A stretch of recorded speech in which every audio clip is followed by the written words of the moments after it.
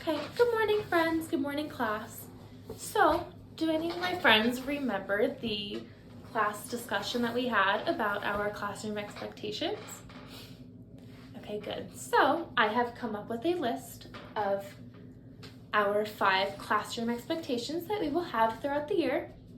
So I'll hang this up in the classroom and it'll be sort of a guide for my friends in case they ever can't remember what our classroom expectations are. Maybe you need a reminder, and that's okay. So this will be hung up in the room.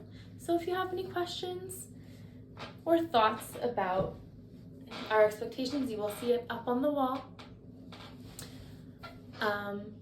So our first class expectation that we came up with is to maintain a positive attitude.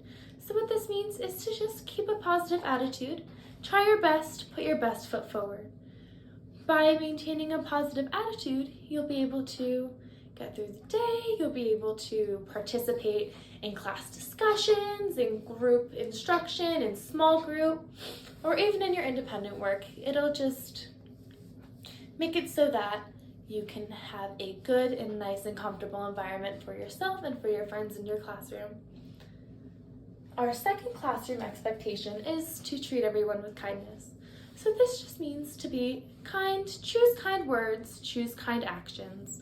For example, if I see my friend over here and it seems like they're having a hard time completing a task in the classroom, maybe I could go over there and offer some help or give them a suggestion, a kind suggestion using our kind words. And another way that we could be kind and show kindness in the classroom is if we ever see a friend doing something well. If they completed a task or if they answered a question, we could smile, we could give them a high five, we could just show some appreciation and give them some kind words, some kind messages, some positive reinforcement. So we really just want to make sure we don't ever make someone feel as if we're not being kind to them. This also goes with maintaining a positive attitude. If we're positive towards all our friends in the classroom, that goes hand in hand with treating everyone with kindness. Now our third classroom expectation will be to follow all instructions, whether this be with the instructions that are given for an assignment that we have in the classroom, or if it's while we're walking in the halls, or if there's a fire drill, or in case there's ever an emergency in our classroom. It is important to follow all instructions. It is important to follow instructions. For example, if we are doing a project, it is important to follow instructions, and if you need help with understanding any instructions, you can come ask a teacher, you could ask a friend. It is important to follow instructions if we're walking in the hallway.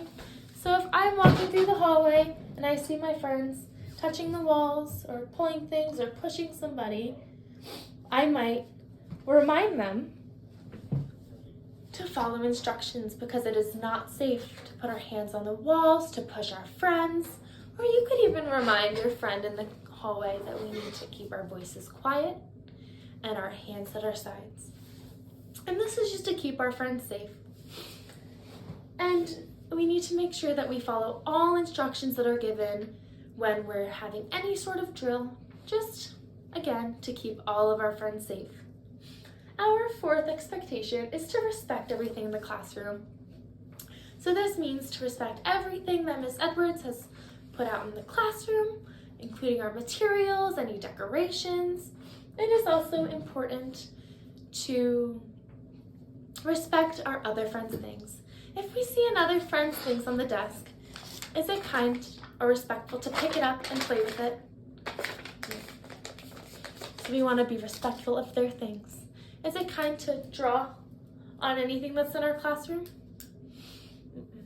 So we need to respect everything in our classroom, keep it clean, keep it organized, and not only do we need to respect our teachers and our friends and our classrooms things, we need to be respectful of our own things. And this means to try and keep your area organized so that you don't get disrupted during class. It is important to keep your things nice and clean, just so that everything lasts us throughout the year, and really so that we don't feel like we're disrupting anyone else, or which is something that is just as important. It's so we don't feel like we're causing a distraction to ourselves.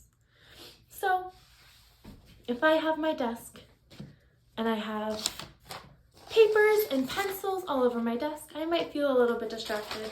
So what I could do is I could just put them inside of my desk or inside of my locker and keep things out of the way. And finally, stay seated during class instruction and classroom discussions. So this is important so we don't disrupt anyone. So if you have something to share with the class, do you just shout it out? No, we raise our hand. We raise a quiet hand.